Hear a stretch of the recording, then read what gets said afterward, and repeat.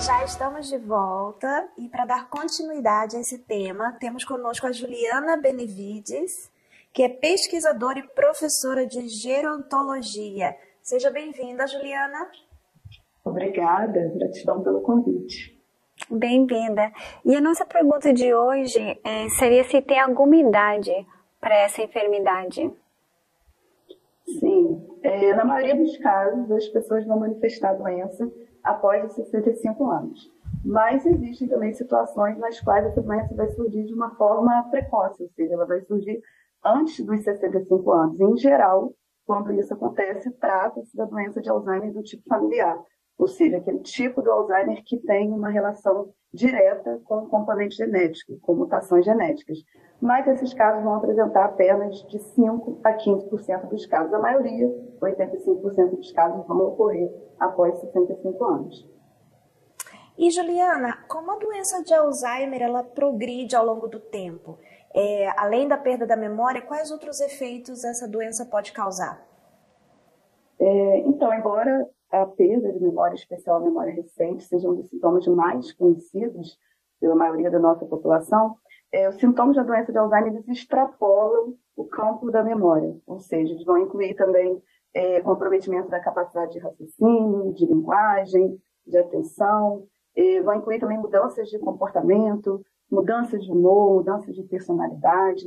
Existem também os sintomas psicóticos, que é quando a pessoa que tem Alzheimer apresenta também as alucinações, apresenta os delírios, mas não só isso. A doença de Alzheimer também vai atingir essa pessoa do ponto de vista físico. Então, na medida que a doença avança, esse idoso, ou se não for idoso, se for alguém com Alzheimer do tipo precoce, vai apresentar problemas de deglutição, vai apresentar as incontinências urinária e fecal, e também os problemas relacionados à locomoção. Então, assim, a doença de Alzheimer ela é uma doença que ela evolui por fases. Nós conhecemos 4 fases da doença de Alzheimer: a fase inicial, a fase intermediária, a fase avançada e também a fase final. E esse declínio por fases ele vai ocorrer de uma forma lenta, porém ele vai ocorrer de forma lenta, mas contínua e irreversível, né? À medida que a doença ela progride, essa pessoa vai apresentar não somente sintomas do ponto de vista cognitivo, mas ele também vai apresentar as perdas físicas, né? O paciente ele vai se tornando cada vez mais dependente de outras pessoas,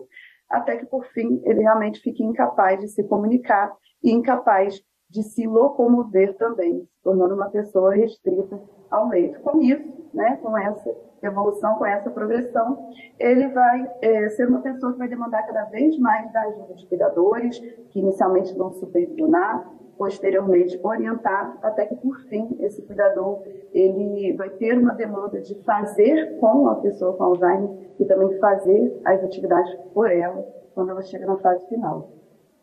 E a pessoa assim de idade, que você estava falando sobre as fases e tudo isso, ela sabe o que está acontecendo com ela? Na maioria dos casos, não. A maioria dos pacientes não vão perceber esses sintomas iniciais. Isso, inclusive, vai trazer vários transtornos do ponto de vista familiar e profissional, né? Já que esse paciente, ele muitas vezes vai perder os compromissos, né? Por conta da perda de memória. Ele vai acusar as pessoas de roubo quando ele, por exemplo, guarda um objeto no local inadequado. Ele não lembra onde ele colocou, então ele se torna uma pessoa desconfiada também. E outros sintomas característicos da doença. Mas, assim, existem situações, sim, que o paciente ele vai perceber alguns sintomas iniciais, ele percebe que algo anormal está acontecendo, e isso, inclusive, pode trazer um processo depressivo, já que um dos grandes medos da pessoa idosa é desenvolver a doença de Alzheimer. Porém, né, como nós vimos, à medida que a doença avança, ele vai perdendo essa capacidade de perceber que algo estranho está acontecendo e ele não vai ter essa consciência de que ele tem a doença de Alzheimer.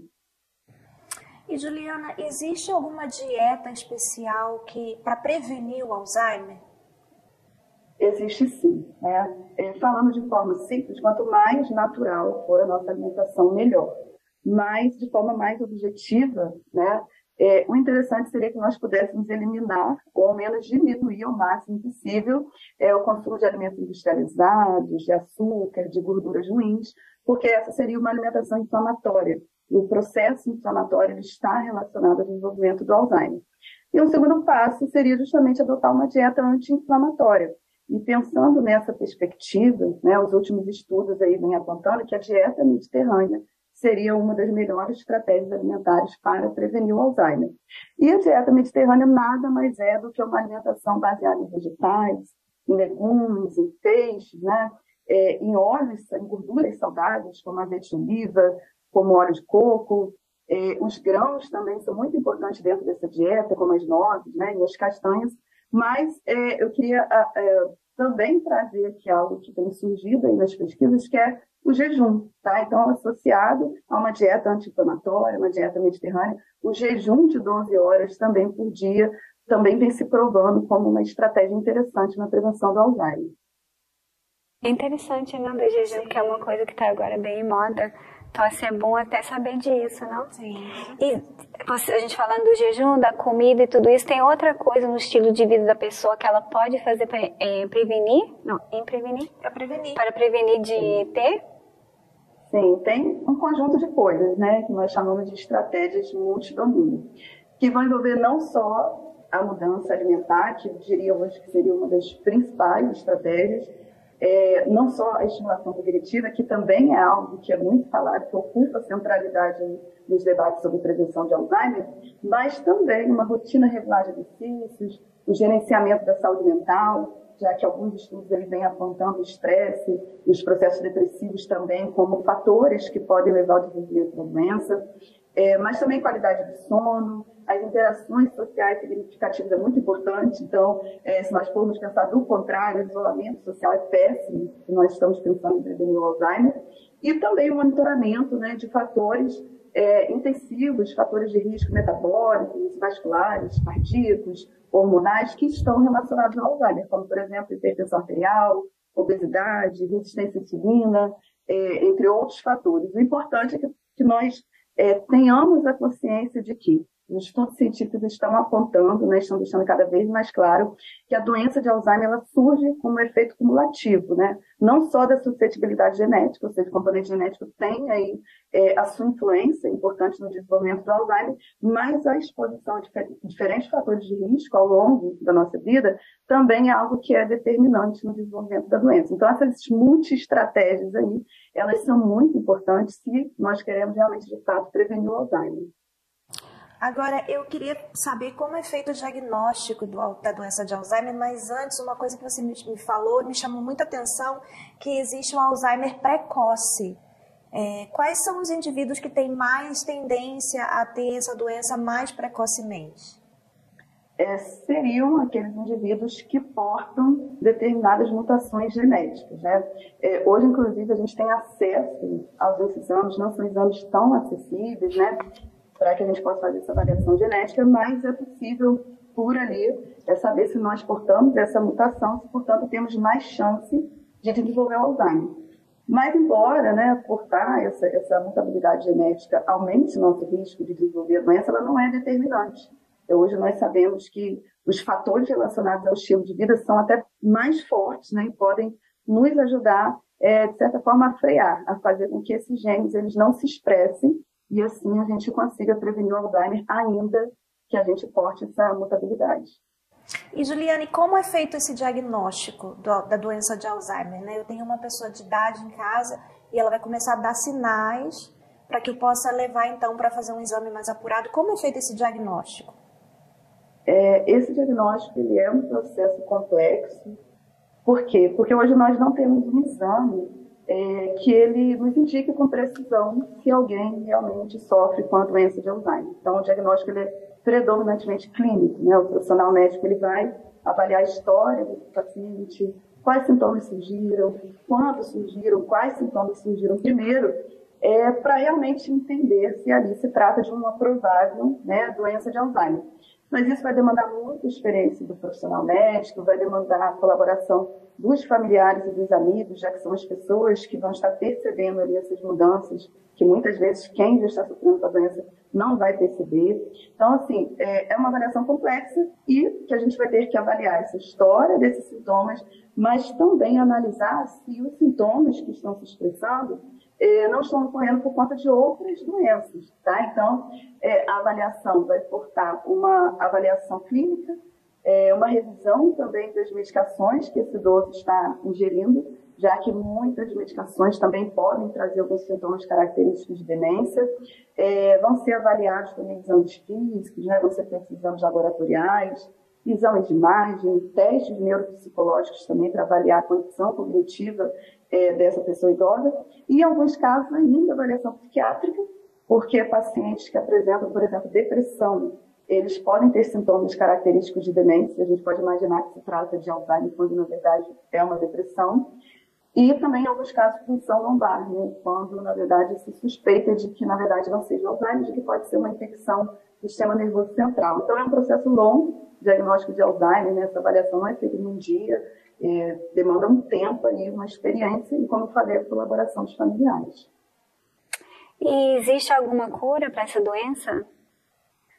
Olha, até o momento não temos, mas embora nós não tenhamos a cura hoje para a doença, a ciência vem avançando bastante, então nós estamos caminhando, né, para uma possível associação aí entre a utilização de medicações e as estratégias de multidomínio que eu citei aqui, e que provavelmente serão viabilizadas por meio de uma medicina de precisão, né? Nós entendemos que existem fatores, né, inflamatórios, infecciosos, hormonais, entre outros, envolvidos tanto no desenvolvimento quanto na progressão dessa doença. Então, estamos caminhando para essa associação de estratégias com o componente medicamentoso também. Mas eu queria reforçar aqui que, embora a gente não tenha hoje a cura para a doença de Alzheimer, nós temos muitas coisas que nós podemos fazer, tanto para quem tem a doença, quanto para os seus cuidadores, né? Então, existem estratégias que a gente pode utilizar para identificar essa progressão da doença, mantendo a qualidade de vida de quem tem Alzheimer, e também para diminuir o estresse do cuidador e manter a qualidade de vida dessa pessoa,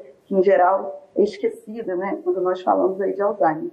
Então, algumas dessas estratégias são a gente estudar, né, principalmente o cuidador estudar sobre a doença, entender os sintomas, entender a evolução, entender o que ele precisa, que vai acontecer futuramente, conforme as fases evoluem, buscar apoio multiprofissional, porque a doença de Alzheimer é uma doença que precisa ser manejada com um trabalho multidisciplinar, né, que envolve médico, fisioterapeuta, psicólogo, entre outros, aprender técnicas de manejamento de comportamento, de comunicação com quem tem Alzheimer, porque o estresse do cuidador, e muitas vezes, né, o comportamento de quem tem Alzheimer ele se torna muito mais agressivo, muito mais hostil, quando nós não sabemos lidar com ele, com as alterações que ocorrem com ele do ponto de vista cognitivo, e também aprender a adotar estratégias, né, de organização de rotina, adaptar o nosso ambiente para que ele realmente seja amigável a uma pessoa que tem Alzheimer, e as estratégias de estilo de vida que eu citei também, que são importantes não só para prevenir, reforço mais uma vez, mas também para identificar a doença. Então, não é porque essa pessoa tem Alzheimer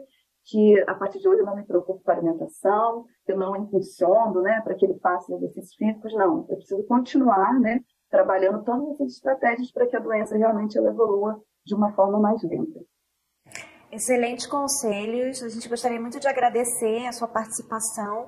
Eu tenho certeza que abriu os olhos, né, das pessoas que de repente tem um idoso em casa e vem vendo esses sinais e não sabe por onde começar. Então, eu tenho certeza que foi de grande ajuda e a gente gostaria de pedir suas considerações finais. Eu gostaria de agradecer o programa. Para mim é sempre uma alegria participar de espaço onde a gente pode falar sobre essa doença. Afinal de contas, nós temos um número muito grande de pessoas, né, com Alzheimer no Brasil, aproximadamente 2 milhões de pessoas, e infelizmente o conhecimento acerca da doença ele ainda é muito limitado. Então, eu parabenizo o programa por trazer esse tema para o debate e agradeço também o convite. Para mim foi um momento muito especial.